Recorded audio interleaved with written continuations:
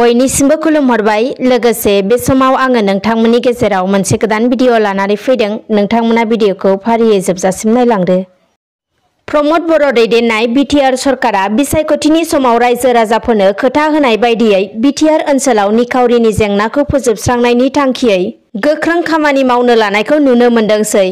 बे समावबो खौरां मोननो हादोंदि BTRनि हाग्रा बिफाननि मावफुं सोद्रोमा EM रनजित बसुमतारी बिथाङा दिनै गावनि 14 नं बियाबाव थानाय बेंटल सेरफां BCDCनि सिङाव थानाय माखासे गामिफोरनि गोरिब गुन्द्राफोरनि न'खराव दावबायहैना बैसोर गोरिब न'खरनि सोद्रोमाफोरजों सोरखारनि मोननो गोनां सुबिदा एबा आसनिफोरनि सायाव गुवारैनो सावरायलायो। लोगोसे बे हाबाफारियाव BTRनि मावफुं सोद्रोमा EM रनजित बसुमतारीया खौरांगिरिनि गेजेरजों बुङोदि गोरिबनि न'खराव BTR सरकार एबा प्रमोद बर'नि दैदेननाय BTR सरकारनि साफ्रोमबो EM GM आरो MLA फोरा गामि गामि थांनानै सानसेयाव न'खरथामनिफ्राय लानानै न'खरबानि गेजेराव बयनिख्रुइबो गोरिबसिन न'खरफोरखौ नायग्रोनो नाजादों होननानै बिथाङा रोखायै फोरमायदों। बेजों लोगोसे बिथाङा फोरमायनानै होदोंदि नायदिंहैनायनि गुबै थांखियानो गोरिब न'खरफोरा माबोरै जिउ खांगासिनो दङ, जिउ खांनाय समाव मा आंखाल नुजाथिदों, बेफोर जेंनानि सायाव गुवारै सावरायलायनायनि गेजेरजों जेंनाफोरखौ फोजोबस्रांना होनायनि थाखाय BTR सरकारा थांखि लादों होननानै बिथां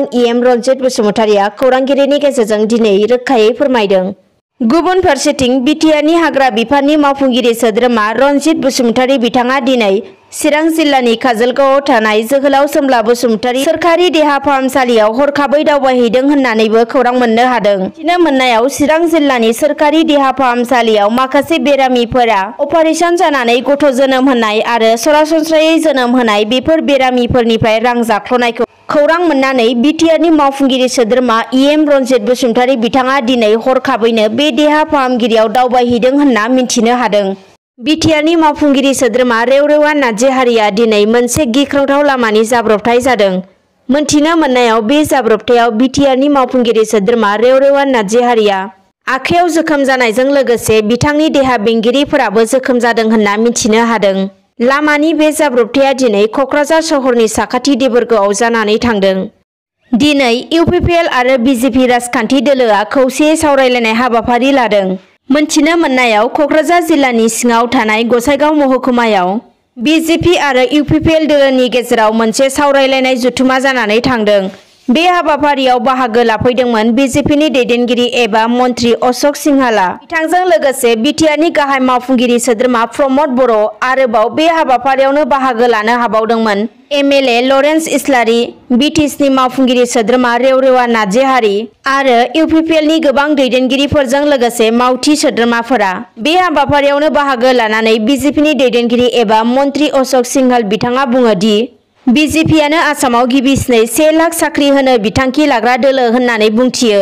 बेजों लोगोसे मन्त्रि अशक सिंहाला जाफिननो गोनां उफ्रा बिसायख'थिखौ नोजोर होनानैबो बुङोदि BPF दोलोआ दासिमाव BJP, AJP आरो UPPL दोलोजों जेबो सोमोन्दो गैया होननानै आरो BPF दोलोआ उफ्रा बिसायख'थियाव गेलेनाय गेलेगोनखौ BPF दोलोआसो मिन्थिगोन होननानै BJPनि दैदेनगिरि एबा मन्त्रि अशक सिंहाला दिनै खौरांगिरिनि गेजेरजों रोखा फोरमायना होदों।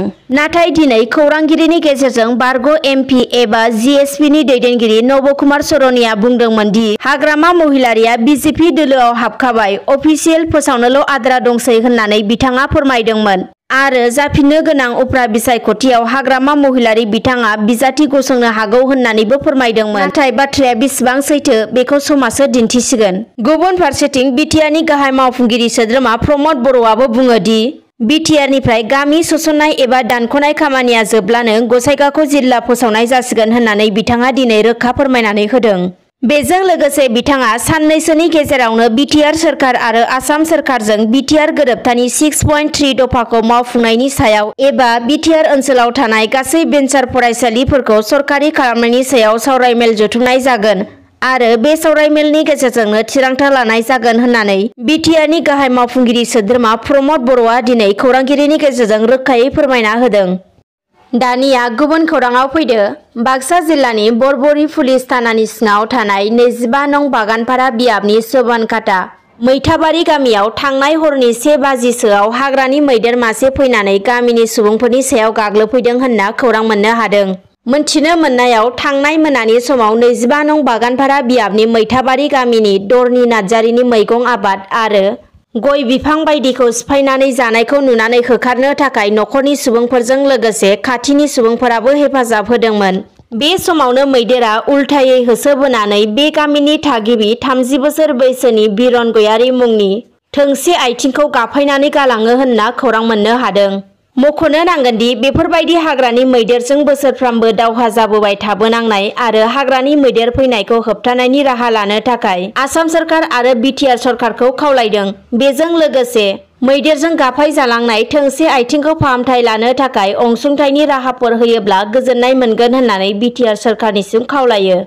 दानिया फैदो उदालगुरि जिल्लानि 32 नं खैराबारि BCDCनि सिङाव थानाय आरेंपारा गामिनि मरा सुख्लाय दैसानि सायाव थानाय कालभार्टआ गोबारै अखा हाबाय थानायनि जाउनाव आरेंपारा गामिनि गेजेरजों बोहैलांनाय मरा सुख्लाय दैसाया सिफायलांबाय होनना खौरां मोननो हादों।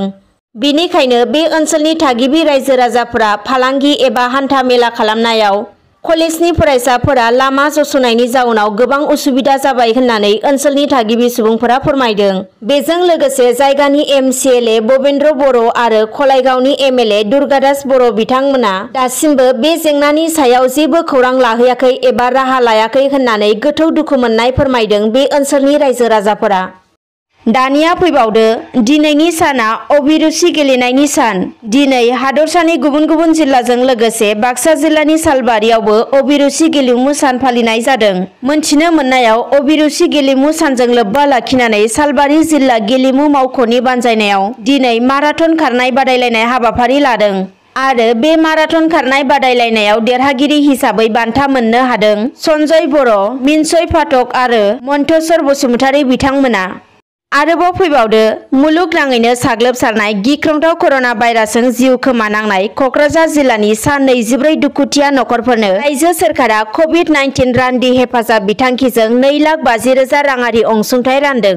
मोनथिनो मोननायाव मैया क'क्राझार जिल्लानि सिङाव थानाय बड'लेण्ड हायुङारि गौथुमनि एसेम्बलि सावराय जथुम नब्लाङाव खुंफुंनाय मोनसे हाबाफारिनि गेजेरजों आसामनि दै रानसारथाय नोगोर फोजौखां बिफान आरो मन्त्रि अशक सिंहाल बिथांजों लोगोसे मन्त्रि UG ब्रह्म आरो BTRनि गाहाय मावफुंगिरि सोद्रोमा प्रमद बर'आ सा 24 कभिड-19 जों जिउ खोमानांनाय दुखुथिया नखरफोरनो 2,50,000 रांनि चेक राननानै होदों होनना मिन्थिनो हादों।